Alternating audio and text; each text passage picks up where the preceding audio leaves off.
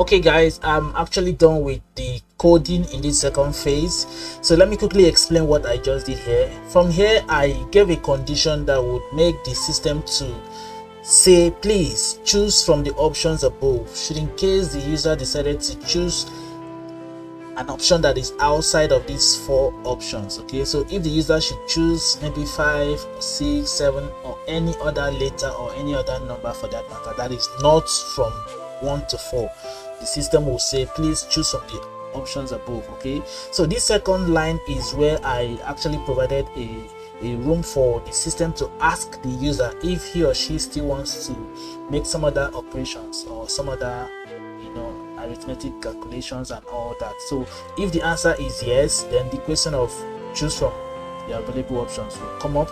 If the answer is no, then the system will say thanks for using me today, Mr. Samuel. Okay, so I'm going to add the break statement now. What this break statement does is that it tells the compiler that the end of the loop has come, so it should jump out. So at the end of this place, the compiler jumps out and the next line of code outside the loop takes place. Okay, so if I'm to write print done here, for instance, print done, so at the end of this place, this line also gets executed. All right, so let's run our program and see what happens. Okay, so what operation do you want to carry out? Let's say 2. What is the first number? 30. Second number 20. Your answer is 10. Do you want to perform another operation? Yes. What operation do you want to perform? Let's say 4. Sorry, let's say 3. First number 30. Second number 20. Your answer is 600. Do you want to perform another operation? Yes. What operation do you want to perform? 4. What's the first number? 30. Second number 20. Your answer is 1.5. Do you want to perform another operation? No. Okay, so thanks for using me today, Mr. Samuel. Then you see, done. which is at this point it means that the loop has ended, the loop has terminated. So the compiler has jumped out of it, then looks for the next line of code to carry out or to execute. So at this point, this is the next line of code. So that is why it gets printed at the end of this. Thanks for using me today, Mr. Sami. Okay, so I hope it has been a wonderful class today, trying to complete this project that we started from our first video, and I'm sure you have learned a lot. Okay, thank you very much for your time. See you in our other